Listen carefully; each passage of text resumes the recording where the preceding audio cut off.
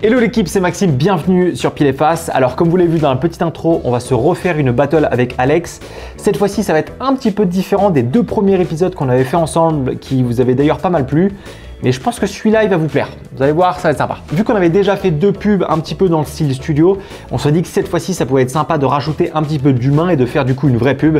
Et c'est là-dessus qu'on est parti. Alors, je vais vous montrer la vidéo finale. On verra ensuite le behind the scene, des plans que je trouve intéressants à vous montrer. Et ensuite, on s'appellera avec Alex pour se montrer nos productions chacun. Et ensuite, ça sera à vous de décider en commentaire celle qui vous plaît le plus. Si jamais ce style de vidéo vous plaît, évidemment, pensez à vous abonner parce que je pense qu'il y a pas mal de petits projets qui vont vous plaire par la suite. Là, ça va être cool. Alors pour cet épisode, la marque Asus nous a contacté pour mettre en avant leur dernier ordinateur qui est le ZenBook Pro Duo. Et je vous avoue que moi qui suis habitué à être sur Mac, là ça, tu vois, c'est le genre d'ordinateur qui peut me faire un petit peu balancer du côté de Windows. Et je vais vous expliquer un petit peu quelques petites caractéristiques de l'ordinateur avant de vous montrer la pub finale. Alors première chose qui saute aux yeux directement, c'est le double écran. Déjà en haut, on a un écran de 15 pouces qui est en 4K et qui est tactile. Donc hyper pratique pour regarder ses rushs là-dessus. Vu que c'est un écran OLED, la qualité et les couleurs sont vraiment belles à regarder. Et ça, je vous avoue que pour l'étalonnage ou pour retoucher vos photos, c'est hyper pratique. Et surtout, l'aspect qui est le plus important et le plus intéressant pour moi avec cet ordinateur, c'est la dalle du dessous. Donc là, pareil, c'est une dalle qui est tactile, donc c'est plutôt pratique si tu veux un peu naviguer là-dessus. Et ce qui est trop bien, c'est que du coup, tu peux séparer par exemple ton montage, tu peux mettre ta timeline sur la dalle du dessous. Et ensuite, au-dessus, tu mets ton montage directement avec ton écran. Vu que c'est un écran de 15 pouces et qu'il est très bien défini, ça va te permettre de te faire un montage plutôt sympa. Aussi, et c'est le plus important pour un ordinateur, c'est la puissance. Alors, je vais pas rentrer dans les détails techniques parce que déjà je vais me perdre et je pense que je vais vous perdre aussi par la même occasion. Mais pour l'avoir testé depuis un peu plus de 2 semaines, honnêtement, il est chaud. Vraiment, il est chaud. Il supporte mes fichiers 4K, il supporte mes gros montages. Pareil, si je suis sur Lightroom ou sur Photoshop, et là, ça va pas poser de problème. Même si je dois passer d'un logiciel à l'autre, honnêtement, il est assez puissant pour gérer tous les logiciels en même temps. Donc ça, c'est top. Bref, c'est un ordinateur pensé pour les créateurs avec des fonctionnalités pour te permettre d'aller plus vite. Et pour l'avoir utilisé depuis quelques semaines, je dois vous dire que ça me parle pas mal. Je vous donnerai mon avis à la fin, mais c'est pas mal. Ok, maintenant ce que je vous propose, c'est de vous montrer la vidéo finale. Alors pour rappel, il fallait faire une pub sur l'ordinateur directement. Et ensuite, on verra le behind the scene.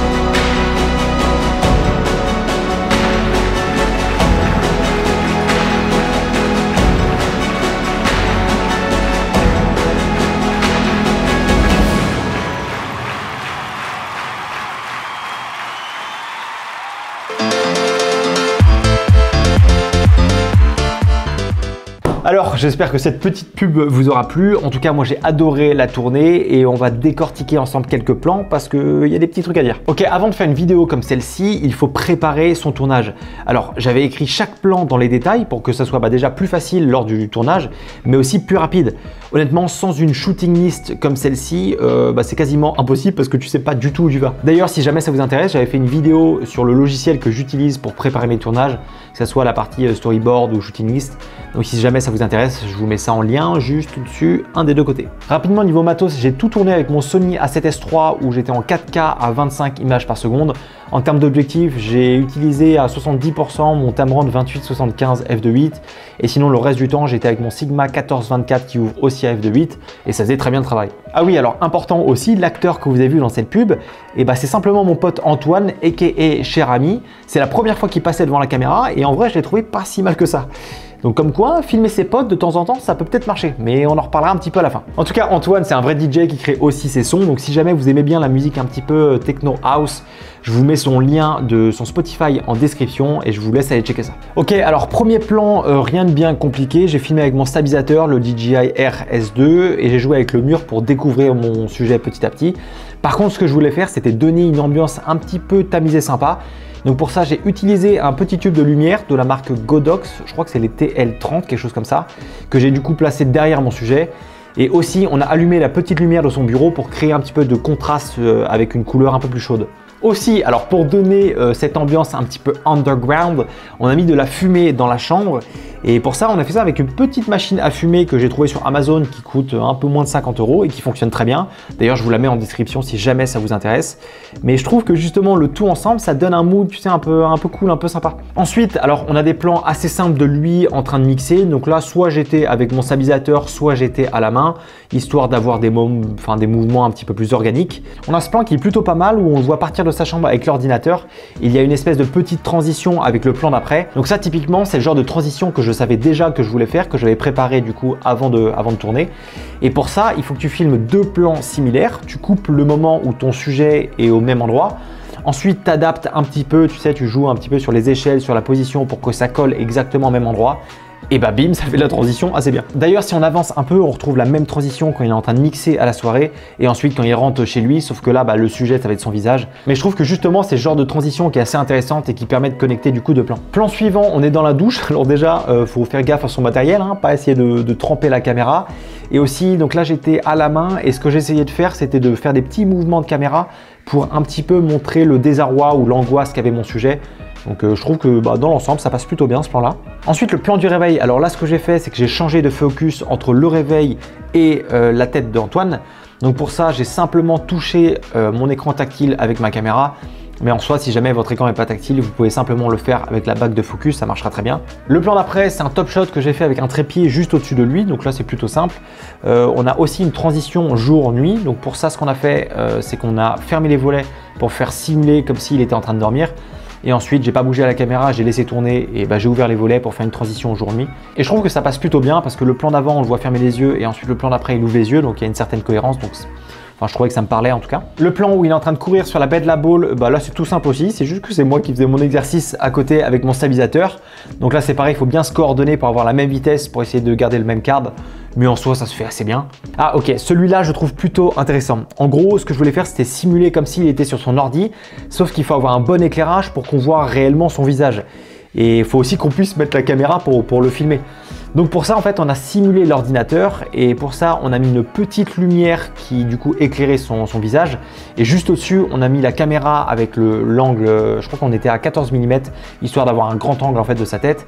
Et ensuite, du coup, au montage, j'ai ajouté sa page Spotify avec pas mal de nombres qui passent à droite et à gauche pour montrer que ses streams explosent.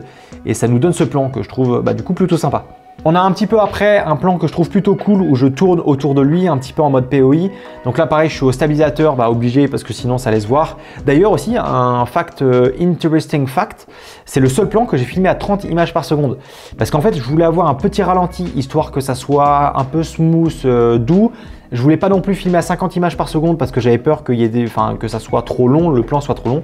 Je sais pas du coup si vous le voyez, mais ce plan-là, il est ralenti à 80%, ce qui fait que ça donne un mood un petit peu léger. C'est un peu plus lent, mais ça reste quand même plutôt réel, donc je trouvais ça plutôt sympa. Et on arrive au dernier plan qui est pour moi le plus drôle parce qu'on a mis 1h30 à le tourner. Déjà parce que on n'arrêtait pas de glisser. Ensuite, la fumée partait dans tous les sens. Il était tard dans la nuit, donc honnêtement, on était claqués, mais je pense que c'est la scène où on a le plus rigolé. C'était vraiment marrant à faire. Donc en fait, moi, ce que je voulais faire, c'est que je voulais simuler une entrée sur scène, donc comme s'il arrivait par exemple sur un zénith. Donc pour ça, on a mis la lumière en face de lui, donc pour qu'on voit uniquement sa silhouette en fait avancer vers la scène. Là, du coup, on a fait exprès de ne pas mettre de softbox. On a juste mis la lumière brute pour que justement, ça fasse comme si c'était un projecteur. Ensuite, Pierre, qui m'a aidé sur la vidéo, sur la partie un petit peu tournage et aussi behind the scene, s'est mis du coup en dessous de la table avec la machine à fumer. Et il a mis un petit peu dans tous les sens pour que la fumée aille un peu partout. Et je trouve que ça passe plutôt bien. Alors, si je vous mets le plan sans sound design, juste comme ça marche pas du tout.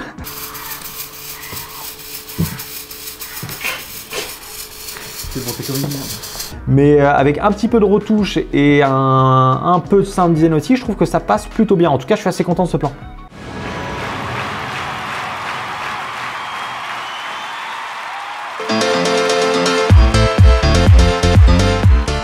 Voilà, on a fait le tour un petit peu du behind the scene, en tout cas des plans que je voulais vous montrer, que je trouvais intéressants. Maintenant, ce qu'on va faire, c'est qu'on va appeler Alex pour se montrer chacun nos vidéos.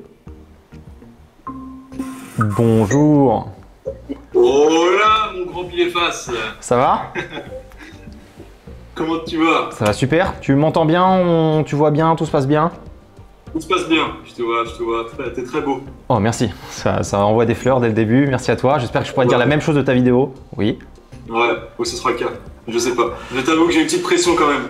Ouais. Comment ça a été le tournage et tout, ça a été? Ça s'est bien passé.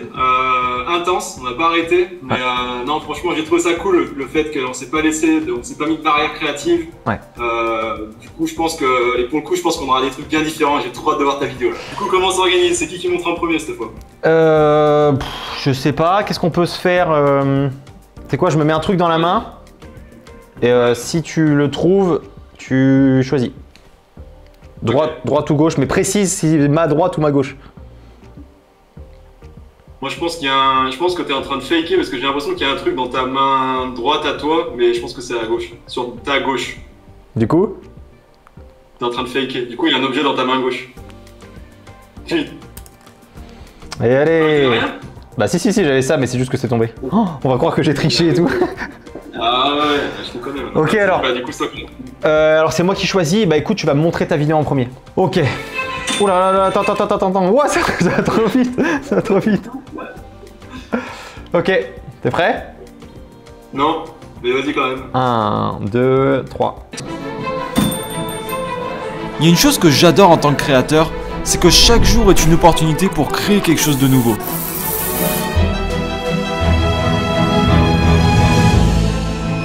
On a tous cette même passion en commun. Et quand je dis tous, c'est nous, c'est les créateurs, les artistes, musiciens, photographes. Cette passion dont je vous parle, c'est cette soif et ce besoin de créer, de s'exprimer. On a la chance d'évoluer dans une époque où ces outils technologiques incroyables nous laissent libre cours à l'imagination. La société a tendance à nous mettre dans des cases. C'est à nous d'en sortir, de casser les codes.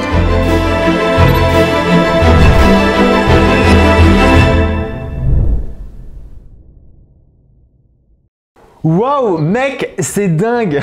Mais non, mais en vrai, mec, trop bien joué. Vraiment hyper bien joué. En plus, tu vois, t'as fait plusieurs métiers différents, t'as fait plusieurs ambiances, c'est hyper cool, t'as plein de transitions. La voix off, j'y ai pensé, mais honnêtement, la tienne, elle passe très bien. Bien joué. J'ai vachement hésité, mais je pensais que j'avais besoin de ça, tu vois, pour vraiment raconter l'histoire, quoi. Ouais, bah c'est pas mal. En fait, ce qui est cool avec la voix off, c'est que ça te permet de connecter tes plans. Et en vrai, les plans, en gros, ils sont trop bien. En vrai, t'as vraiment bien géré. T'as eu des trucs avec le screen, enfin le pad, l'écran d'en dessous, hyper stylé. Avec les petites incrustations et tout. Alors, en vrai, bien joué. Honnêtement, bien joué. Bon. T'es prêt à passer devant le jury? Je suis pas à l'aise. Allez, ça part. Vas-y.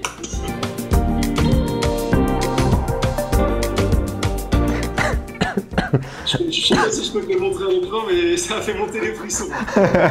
Mec, elle est dingue, franchement, elle est incroyable. T'as tout basé sur le storytelling, mais ça fonctionne de ouf.